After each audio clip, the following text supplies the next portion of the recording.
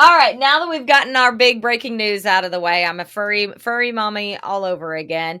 We kind of have some backup, if you will. We need to get through some Huey helps because we've gotten some emails and we've been busy doing other things. So now I think we're just going to rapid fire if that's okay. Okay, sure thing. Well, if that's the case, Yeah. hold on one sec. Okay. If you've got trouble, we've got the cure for what ails ya. The Bay Area's bestie, Huey, is here with advice. It's Huey Help. Okay, I'm just going to go in order of which you sent them. Like, Okay. we'll just kinda go down the roster here. Okay, so we've got Shannon, and this sucks. She's talking about family and money, which is never fun. Mm-hmm. After years of little to no contact, my family suddenly wants back into my life, and I'm pretty sure it's because they found out I'm about to come into some money. That sucks. They've basically ignored me and my child for years, even when we lived close by. No invites to dinner, no birthday calls, just silence until now. They're calling, messaging, trying to play nice. I'm thinking of ghosting them, but I'd hate for my daughter to grow up with no family other than me. Oof, that's tough. How do I deal with their guilt trips and maybe let them into my life, but still protect myself? It's called Huey Help, so you get to go first. I was just thinking, you got to create a game show. You just like take X amount of money and you tell everyone, all right, I know what you're all doing. You're all being super nice to me. Whoever's the nicest for the longest period of time wins the money at the end or something. Like just put up like a treasure or something. Like If you know it's really a thing, you're just saying lean into it, basically. Yeah. No, but all seriousness, no, it sucks because you hate dealing with fake people, especially family, if they're doing it just so they can get something out of you. So in this case, some money here. I just think, you got to test them. Like let this ride for a bit. Like go ahead. Have your interactions with them, spend time with them. Don't even bring it up. Like, don't even bring up that you got the money or when you get it or when it hits the bank account, all that stuff. Yeah. I think let their true intentions come to light on their own organically. So if there's at some point, they bring up like, hey, I need some money. I need to borrow some money or I need some money. Question them in that moment. No, I don't have any. I can't give it to you. And then let that. And then if they all of a sudden just like ghost you, start or want to hang out less in your life or disappear or interact with you less, then that shows their true colors. I think that's the thing. It's like continue being family members, talk, organize, or hang out, whatnot. But if the second that they bring up money or asking for money, then I think you have every right to call them out on it and be like, wait, are you only hanging out with me because you need money? Like, I think that's when you bring it up and then say, no, like I think you need to communicate and be strong and forceful in your opinion. But like, no, I only want people in my life who want to be with me. If you're only hanging out with me for money, no, that's not the case. I will take care of my family if I know if they deserve it. But if you're just using me for my money, then no, get out of my life. Thomas just said, hang out with them and ask them to pay for things. Go to dinners and just don't grab the check. Have, what is it called? T-Rex arms? Have T-Rex arms. Yes, exactly. Can't get to your wallet. Okay, so there's a couple things here. Number one, in my opinion, I am a huge boundaries person. Huge boundaries person. And that means with them, but also with yourself. Like set your expectations early. You know what their intentions are likely. So you've got that in your head. You know where this could go. So if it doesn't go that way, then cherry on top, right? If they never bring it up and it's just that it just happenstance that they came back into your life, then great. But also rule number 2, trust your gut, man. Like your gut will always lead you down the right path. It will never steer you wrong. And so if you really in all your heart of hearts feel like this is where that's going, I think Huey's right. Let it play out and their true colors will come to the surface. They always do. Which is unfortunate and that will hurt your feelings. But as long as your expectations are where they should be, which it seems that they are since you're asking us and this, then you're not going to get as hurt. Don't get your hopes up that they're really in it for you or your daughter. And I would just be straight up honest with them back. It's like, listen, I know I got some money. I know you guys know I have that money, but I wanted to see if you guys really want to be in my life for me and not because of that money. But the fact you're asking for that money, that shows your true colors and that's hurtful. Like be straight up with your emotions and how you're feeling. It's like, no, this is not right. And I want you guys to be in my life to be part of my kid's life. And so hopefully you guys be the bigger person and mature person in this situation and realize that. And like, that's my thing too. It's like, I think if you had money, you can always save that. If someone like is really truthful and being nice to you, then down the road, you can help them out if there's a money situation that they need help with. But if someone like right out the gates asks for money, then then that person cut them off. You got to be careful and keep in mind, and this is like a whole nother topic, but like I'm a big believer in family, but I'm also a big believer in you choose your family, and just because people are quote unquote blood doesn't necessarily mean that has to be your family. I mean, you are my family. Gianna and Pete and the kids, they're my family. Those are chosen family. And I think it's really important for people to understand that you choose who your kids. I mean, Cody calls you Uncle Danny. Like he doesn't know any different. So just because they are quote unquote family, their blood, their family on paper, that doesn't mean that those are the only people that can represent those relationships to your daughter. And that's the thing too. Do not feel pressure to cater to them only. Yeah. And be honest with your kids as well. Like, hey, I tried having a positive relationship with this person, but come to find out their true colors is they only want use me for my money. And that's not something I want to pass down to you. I don't want you to feel like you need to be in touch with these people because they're blood related. I want you to know that they're not good people. And this is a learning lesson too, if anything, to pass down to the kids. Absolutely. Who you put in your inner circle is really important, and trust them, for the right reasons. That's right. That's absolutely right. Okay. We're going fast and furious here. Okay. Let's see. This one I think is really interesting because I have real strong opinions on this one. So John said, when my wife and I bought our home, we loved how peaceful and private the backyard felt, even though the houses are close together. Our next door neighbor's yard sits a few feet higher, giving them a clear view down into ours. At first, it wasn't a big deal. We're friendly with them, but as their kids have gotten to know us, they've become more comfortable interacting with us, even when they're just trying to relax in our own backyard. I'm having a hard time even finishing this because I want to opinion. We get it. They're just being nice, but we miss having space that felt like our own. Is there a way to reclaim the privacy without seeming rude or starting tension with them? Yes. Build a taller fence. Just block them out of the view. That's the thing. I just think of Home Improvement. Remember Wilson? Is it Wilson? Yeah, with Tim Allen, Tim Taylor, I guess technically from the TV show. But he would always look over and just start talking. Eyeballs only. Yeah, eyeballs. Hey, if it's really like, if you want privacy, then I would think just build a taller fence. I don't know what condition the current fence is in, but maybe make up an excuse like, hey, this fence is really bad. I need to get a new fence in here. And I want to go taller one too. I've always wanted a taller fence. Yeah, I've always wanted a taller fence. Maybe say, you know what? Hey, I like walking around my backyard nude. So I'm gonna say, tell them you're gonna get down and dirty in your backyard. You don't want their kids to see. Yes, you know what? Hey, I'm gonna be a nudist. I'm converting to be a nudist colony. I gotta practice. Your family. I'm protecting you guys by putting up this. It's not about my privacy. It's about protecting you. So your eyeballs. I don't want anything to get awkward. Put it back on them.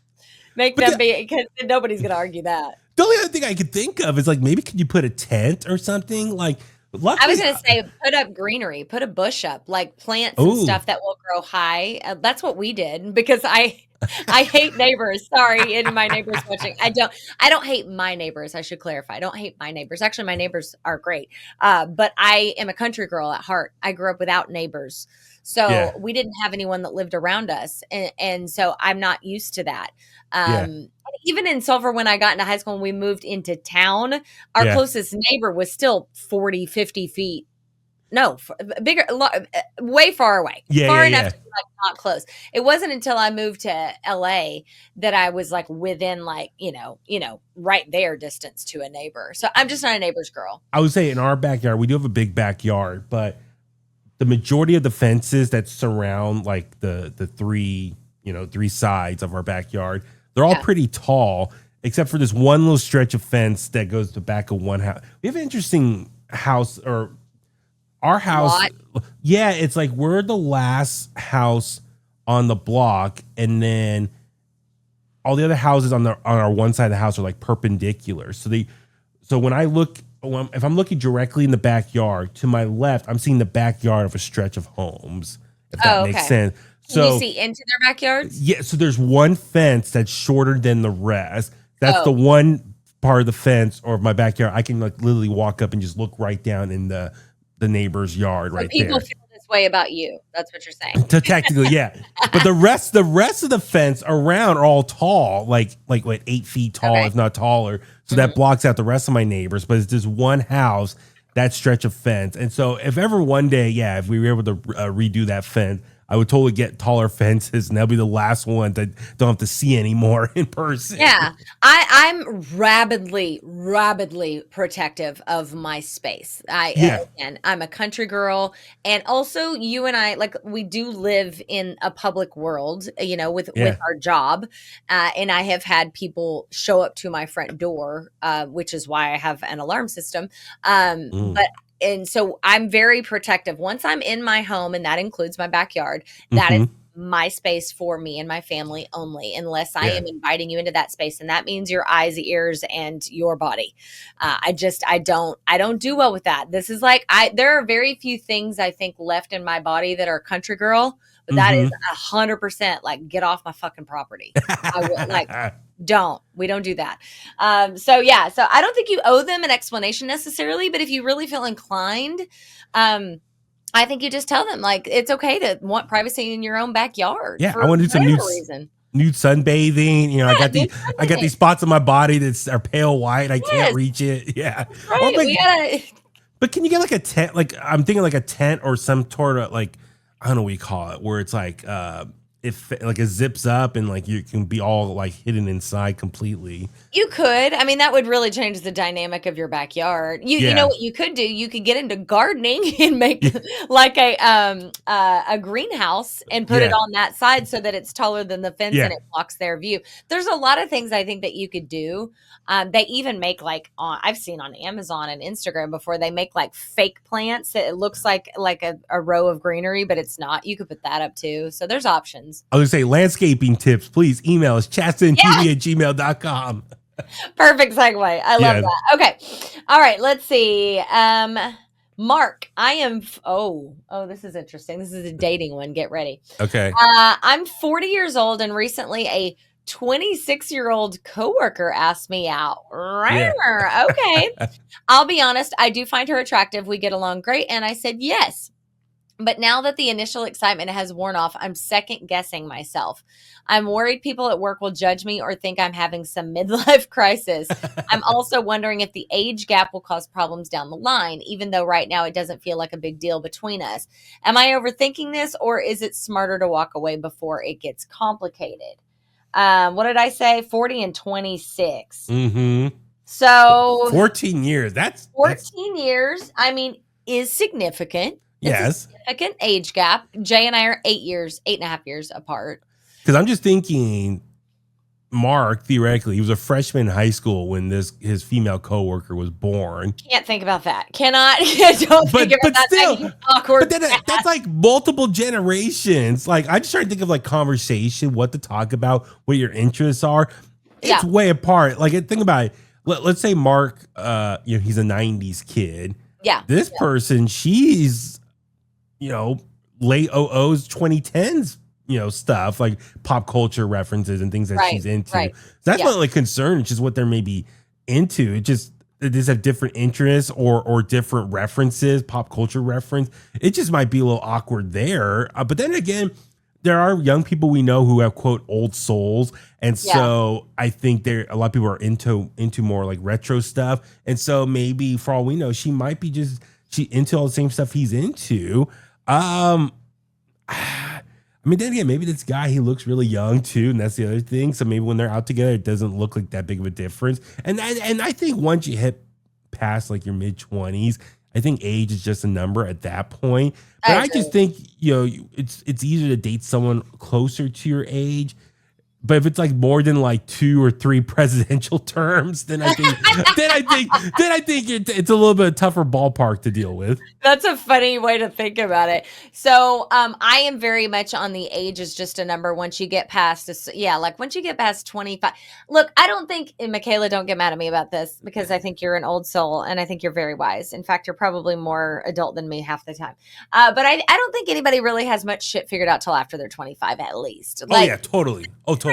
In my life, the difference between 21-year-old Chasta and like 27-year-old Chasta was like light years difference because just of life experience, right? Like you just gain so much in your life experience as you head towards 30 and then it's different. I would even say like 21-year-old me versus 30-year-old me is light years.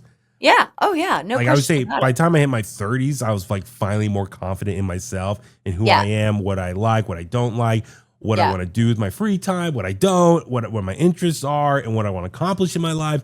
So that's the other thing too, is like for Mark, he's probably pretty set in his ways. And this female coworker is probably still figuring things out. So I 26, I feel like she's getting close to figuring some stuff out. But like if you flip this around, and what's interesting is like my niece is on the line here. She's in the comments. Michaela, if you were looking to like just date around, I would say date guys your age. That's fine. If you were really like, no, I'm not really into dating. Like I want to start like finding somebody that I really like want to be with. I would be like late 20s and older. Like I would not even waste my time with any guy under like 28 to 30. Maybe from the female's perspective, maybe this woman is like figuring out what she wants and maybe she's more closer to settling down. So maybe that's why she's looking for someone older and more mature that kind of some stability in their life too. Yeah, that matches her goals. So that I could see how that works as far as this person is like, all right, I'm gonna date older because they're gonna match what I'm looking for out of life right now. When I went from my first husband to my second husband, and I didn't date anybody in between, by the way, not seriously. My first husband was my age. And let me just be clear here, because we are speaking on a live podcast and I cannot edit this. I love him. He is a very good man. Very good man. He and I are still friends to this day, but he and I were the same age and he was a very young 22 when we got married. Like we were babies. Man-child. Like he's great now, but at the time we were babies. I was more mature for a 22-year-old than he was. I think he would agree with that. That's why when I got divorced, I was like, none of that.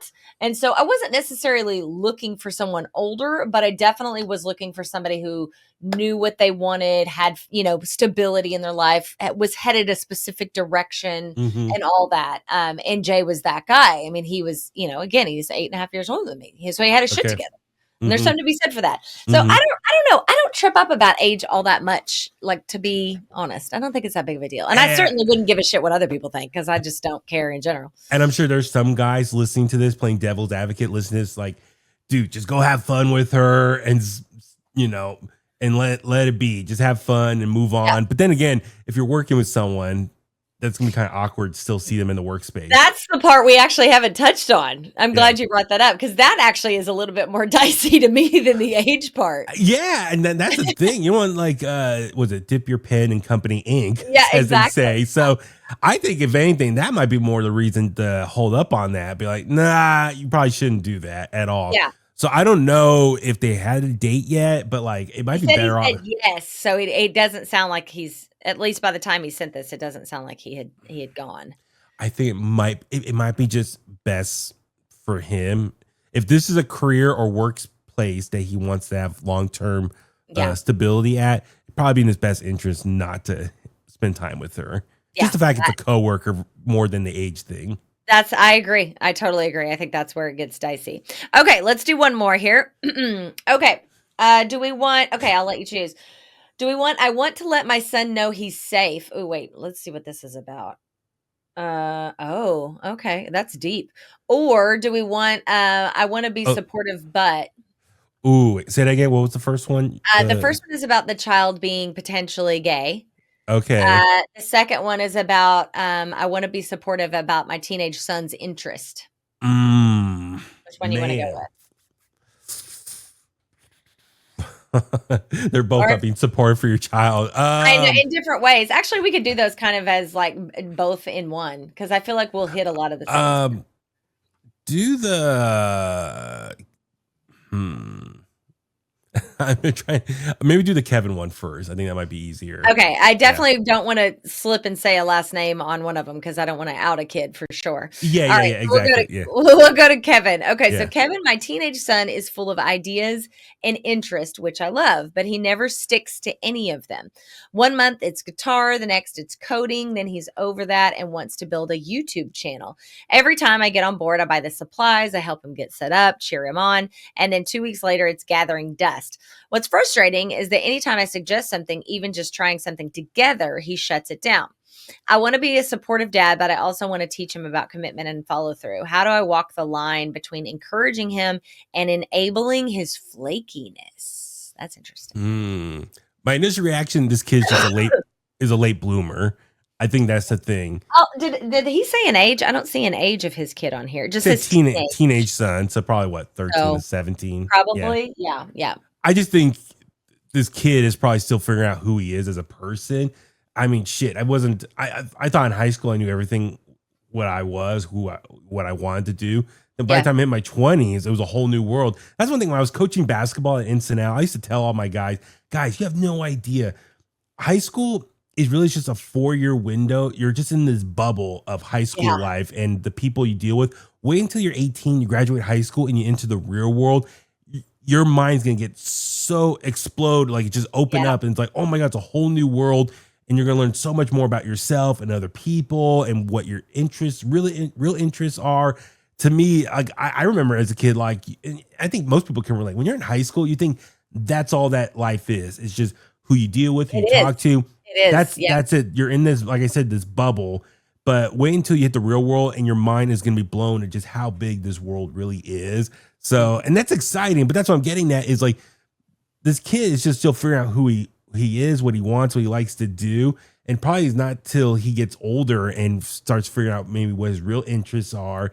And like I said, it just feels like a late bloomer. I mean, I was like that too. I was kind of flaky with doing different things, starting different projects. And then it wasn't until I got older and be like, okay, what do I like? What do I want to do? What are my personal career goals? And those are the hobbies that I'm going to focus on.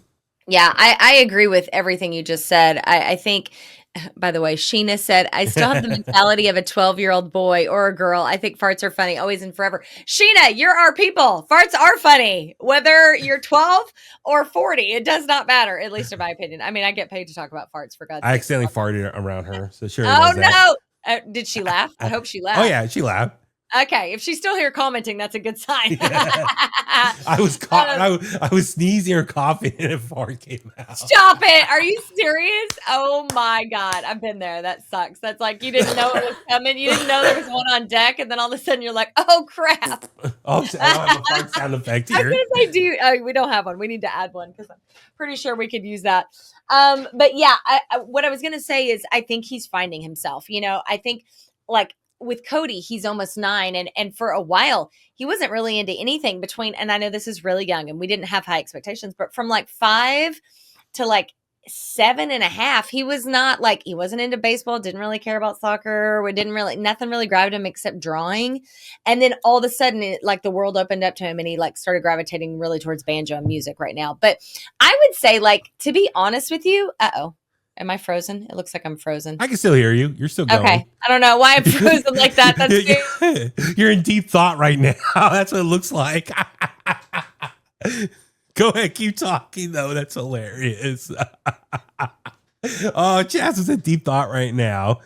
I guess I'll hold down the fort till her computer catches up with us. She's stuck in a vortex right now, the Chasta vortex. So, but yeah, for me personally, I was going to say, so I remember growing up, I had a lot of different interests that I was going through. Like one year I liked, I don't know, collecting Legos or building Legos. And then you get older and you're into like, I mean, hell, I remember as a kid, like in the Power Rangers one year, Teenage Mutant Ninja Turtles another year, your interests just grow as a kid. And I think, especially in high school, there's a pressure to figure out what you want to do by the time you're 18. I think a lot of people expect you to know what to do with your life and what are you going to do as an adult for the rest of your life once you hit 18 years old. And Chasta just left. So, all right, I'm still on live right now. Wow. I'm by myself talking to myself. Hopefully she comes right back. Let me text her right now. I think she's restarting her computer right now. Probably that's what's going on. So, hi, everybody. Watching me talk solo. I'm doing like a solo show right now. It's kind of weird, trippy. So, yeah, I'm Chasta. I think be right back. Let me see. Text her right now. Okay. She's rebooting her computer right now. Okay. I should put her on. Here. How about this? Let's do this real quick. I got an idea. Hold on. I'm gonna FaceTime her. I'm gonna FaceTime her while we're on the podcast right now. See if this happens.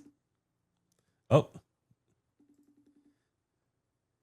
I think she's coming back right now. There we go. Hold on.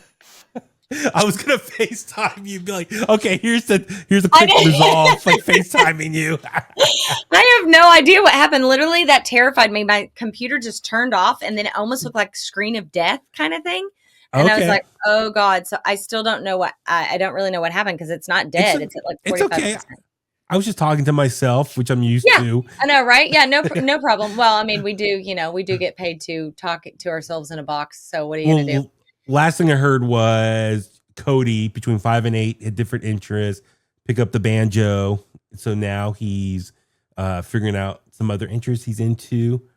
And your face is frozen again. Okay, wait. Okay, hold on. It's catching up. It's catching up right now. And this is hilarious.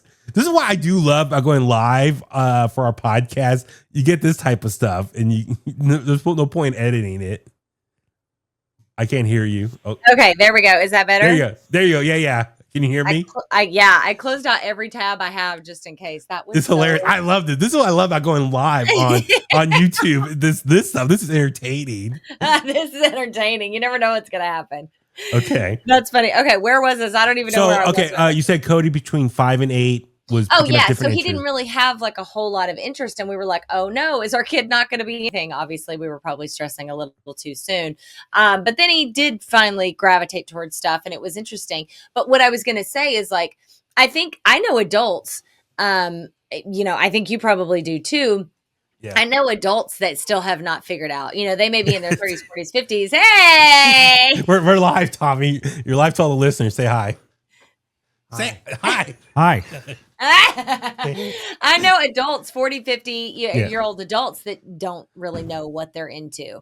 And even still, like, there are things that I personally would love to be into.